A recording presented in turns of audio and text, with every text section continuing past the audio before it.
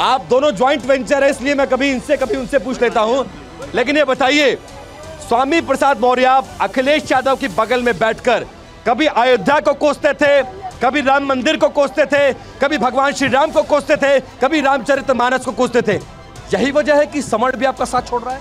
देखिए, ये नुकसान कर गए, स्वामी प्रसाद गए अपने साथ बहुत कुछ ले गए। स्वामी प्रसाद मौर्य सब कुछ नहीं ले गए। हाँ। और ऐसा नुकसान तो कर गए। नहीं, नुकसान क्या कि नुकसान होना अपना किया। नहीं पार्टी का नहीं किया। इतना ज्यादा, इतना बड़ा वोट आपका डेंट मार के चले गए सवर्णों का, और पार्टी का नुकसान नहीं किया। कोई नुकसान नहीं किया। कोई नुकसान। आप भी यही मानते हैं? स्वामी प्रसाद मौर्य ने नुकसान गलत किया या सही किया, ये बता दीजिए।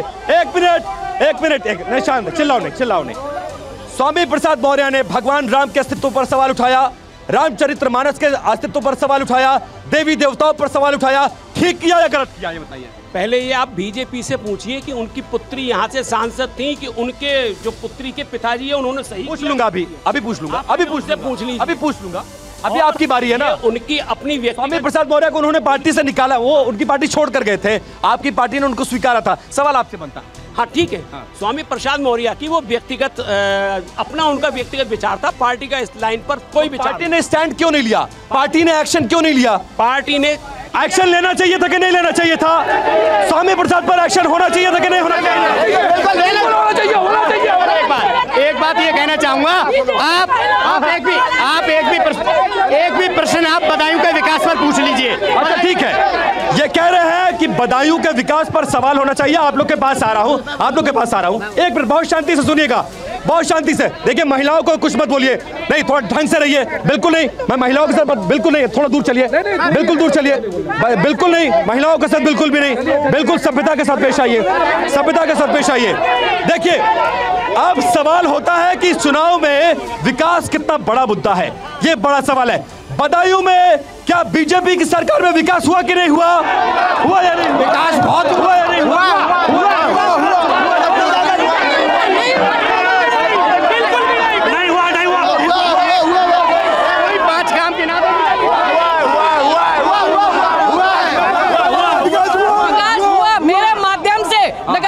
परिषद में 1905 की बनी हुई नगर पालिका में अब देखिए यहाँ पर 12 चौराहे, चौड़ी सड़कें देखने को नहीं मिलती।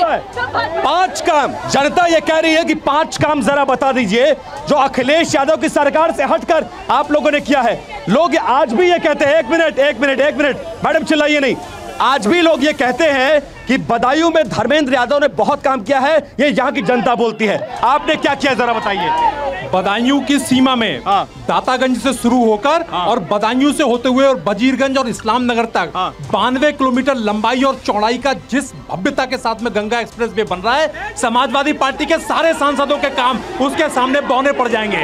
इसके अलावा गठौना से लेके बसोमा तक जितने अंडरपास बनाए हैं, ये सबके सब भारतीय जनता पार्टी की देन है। इसके अलावा जिला अस्पताल के अंदर सिटी स्कैन की सुविधा स्टार्ट करके जिस भव्यता के साथ में चिकित्सीय सेवाओं को स्तरीय बनाया है, पीएससी की प्लाटून के साथ साथ एथेनॉल का प्लांट लगाना इन्होंने भारत वर्ष में बनाया। इन्होंने 5 काम गिना दिया। लेकिन सुन लीजिए, अब एक सवाल ये बनता है, एक सवाल सुन लीजिए, चिल्लाइए नहीं।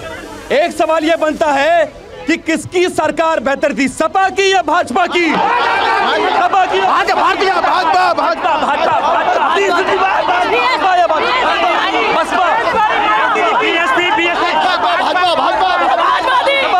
समाजवादी पार्टी।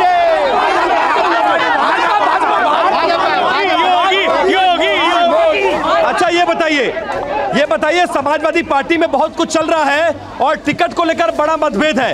मैं एक हाइपोथेटिकल क्वेश्चन पूछता हूं, कैंडिडेट कौन? एक मिनट, मैं एक अंतिम सवाल मैं पूछ रहा हूं आपसे और उसके बाद कार्यक्रम के समापन की तरफ बढ़ रहे हैं। उम्मीदवार कौन अच्छा होता, धर्मेंद्र यादव या शिवपाल यादव? दोनों नहीं। ये शांति बहुत कुछ कहती है। फिलहाल पब्लिक पोल में वक्त मुझे यहीं तक इजाजत देता है। सीधे आपको लिए चलते हैं स्टूडियो, जहां पर अब वक्त हो चला है पब्लिक पोल में जनता बोल का। आदरणीय मोदी जी, आपने हमारे देश को विश्व गुरु जो बनाने का सपना देखा है, उसके लिए हम आपको तहे दिल से आभार प्रकट करते हैं। आपने धारा 370 हटाकर और नागरिक कानून लाकर और भव्य राम मंदिर बनाकर हम सनातन धर्मियों का जो मान सम्मान रखा है, उसके लिए हम आपको हृदय से आभार प्रकट करते हैं। साथ ही हम ये चाहते हैं कि आगामी आपके कार्यकाल में आगामी आप भव्य प्रधानमंत्री के रूप में आकर देश को विश्व पटल पर ले जाने का कार्य करें। अखिलेश जी, आपने जो उत्तर प्रदेश में विकास के काम किए वो किसी से भी छुपे नहीं हैं। जो भी 2012 से लेकर 2017 में जब आप चीफ मिनिस्टर थे तो बदायूं में जितना भी विकास आपने किया है वो किसी से छुपा नहीं है। चाहे हमारी पार्टी के कार्यकर्ता हों चाहे दूसरी पार्टियों के कार्यकर्ता हों, वो ये मानने को हमेशा तैयार रहते हैं कि हाँ, यहाँ विकास समाजवादी पार्टी की सरकार में हुआ है।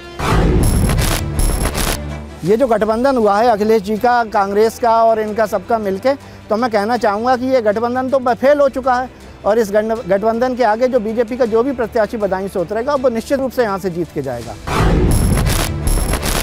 भारतवर्ष में, हमारे भारत देश में असीमित संभावनाएं हैं। आप और आपका नेतृत्व आगे आए और देश की बागडोर संभाले, हम तो ऐसी आपसे अपेक्षा रखते हैं। और आप ही थे जो 70 साल आपने इस देश को बनाया, इस देश के लिए बहुत कुछ किया। शिक्षा के क्षेत्र में आपका अग्रणी योगदान है। पूरे देश का युवा आपकी तरफ देख रहा है, किसान आपकी तरफ देख रहा है, बेरोजगार आपकी तरफ देख रहा है कि देश का युवा ये चाह रहा है कि आप इस बार देश की प्रधानमंत्री बने। ऐसी हमारी कामना है।